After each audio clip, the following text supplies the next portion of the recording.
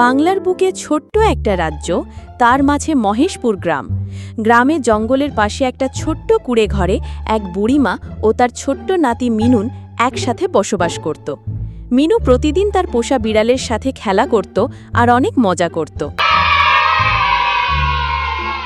একদিন বুড়িমা মিনুকে ডাকতে লাগল। নিনু, মিনুরে কোথায় গেলি? আমার কাছে আয়, খুব দরকার, তাড়াতাড়ি আয়। মিনু তখন ধীরে ধীরে বুড়ি মার কাছে এলো।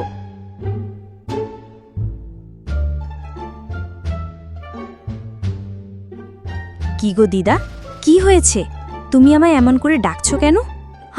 আমার শরীরটা ভালো লাগছে না, আমার বয়সও হয়েছে। বলছি, গরুটা সারাদিন না খেয়ে রয়েছে, ওকে একটু জঙ্গলের পাশ থেকে কিছু লতাপাতা খাইয়ে নিয়ে আয় তো। আর তুই যেন জঙ্গলের ভেতরে যাস না।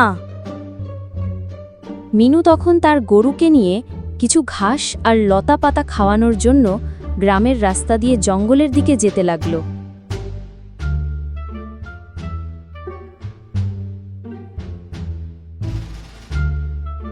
কিরে মিনু, এই ভর দুপুরবেলা গরুকে নিয়ে কোথায় যাচ্ছিস?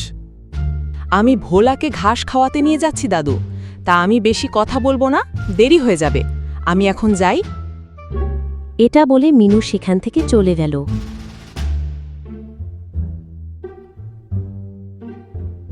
মিনু জঙ্গলের ধারে একটা গুহার পাশে কিছু কচি ঘাস দেখতে পেল।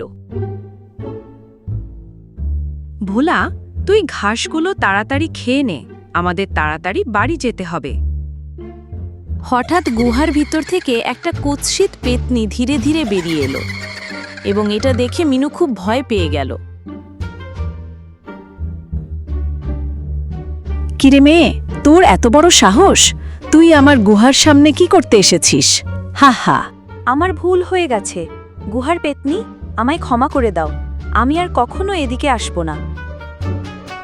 পেতনি তখন মিনুর কাছে গিয়ে তাকে তুলে নিয়ে উঠতে উঠতে গুহার ভিতরে চলে গেল।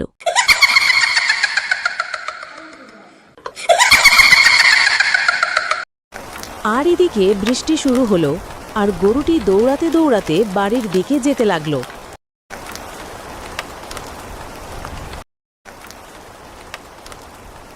ভোলা বাড়ির উঠোনে গিয়ে চিৎকার করতে লাগল।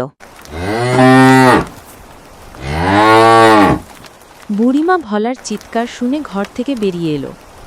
কিরে ভোলা, তুই একা বাড়ি এলি কেন? মিনু কোথায়? তাকে তো দেখছি না।